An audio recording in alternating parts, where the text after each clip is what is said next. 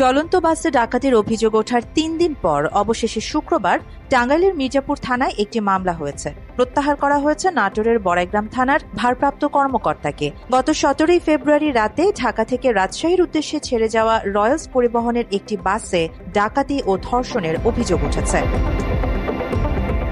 ওই বাসে থাকা যাত্রীরা জানান, রাত ১:৩০টার দিকে বাসটি মির্জাপুরের সোহাগপুর ফোর্ট ওভারব্রিজের নিকট পৌঁছালে ৬ থেকে ৭ জনের ডাকাত দল যাত্রীদের জিম্মি করে ফেলে। এ সময় তারা যাত্রীদের নিকট থেকে ৫ লক্ষাধিক টাকা লুটে নেন। এছাড়া ধর্ষণ ও শ্লীলতাহানির শিকার হয় বাসে থাকা নারী যাত্রী।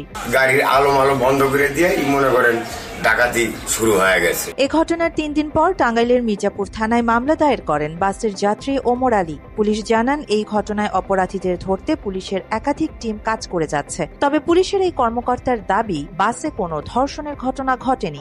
যাত্রীরা বলছে যে মিথ্যা কথা বলবো না, যে ধর্ষণ যেটা ওইটা ঘটেনি। মাত্র ৩০% টাকায় জমির মালিক হয়ে নতুন বাংলাদেশের গড়ে তোলার স্বপ্ন দেখা বাংলা বসতি। তবে বাসে থাকা সোহাগ নামের এক যাত্রী তুলে ধরেন, সেই রাতে বাসে ধর্ষণের বর্ণনা। তুইলা পিছে নিয়ে যায়, আমাদের সামনে পিছে নিয়ে চলে যায় টানতে টানতে।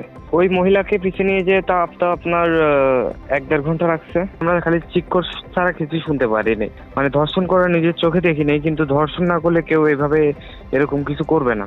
গুড় ব্যবসায়ী মজনু আকন্দ ওই বাসে ছিলেন। তিনিও তুলে ধরেন সেই রাতের লোমহর্ষক বর্ণনা। আমরা যে চিল্লি গাড়ির ভেতর আনারা যা করতে বুঝছেন, মা বোনের যা মান সম্মানের ইজ্জতের যেরকম ধরনের করছে, ওনাদের চিল্লাতে আমরা থানায় গাড়ির ভেতরে মনে করেন আর কি বলবো, আমাদের কোনো ছিল না। তবে ঘটনার দিন টাঙ্গাইলের মির্জাপুর থানায় গেলেও সেখানে কর্মরত কোনো কর্মকর্তা ছিল না বলে তাদের ফিরিয়ে দেয়া হয়, এমন অভিযোগ রয়েছে যাত্রীদের। আরিবা জাহান, বাংলা এডিশন।